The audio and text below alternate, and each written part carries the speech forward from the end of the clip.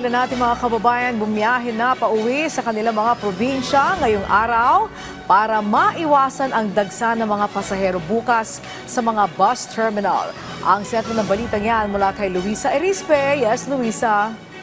Angelique, bahagyang madalang pa ang dating ng mga pasahero ngayong tanghali sa ilang bus terminal sa lungsod ng Maynila. Pero ang ilan, nagpasyang bumiyahe na para sa undas ay nagsabi na ayaw kasi nilang makipagsabayan sa dagsa ng mga pasahero simula bukas. Tulad na lang ni Merlita na pabiyaheng Isabela, ni hindi raw alam ng mga kamag-anak niya na uuwi siya ng probinsya. Kaya inagahan niya ang biyahe para i-surprise ang kanyang pamilya ngayong araw. Narito ang kanyang pahayag. Para hindi kami mahirapan sumakay, hindi mahirapan ding kasi pag yung pulot na mahirap na kasing sumakay.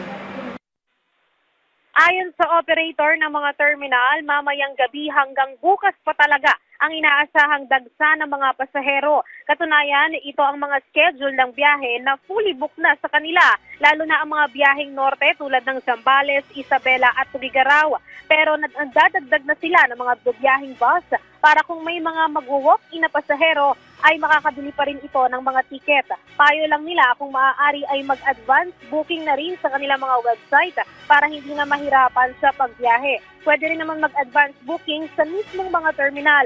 Tulad na lang ni Shirley na nag-advance booking naman para sa biyahe sa November 2. Narito ang kanyang pahayag. Kasi marami, pagdating kasi ng A2, bukas o A1, marami na magpapabook niyan. Mahirap na. Mas maganda yung mag-advance.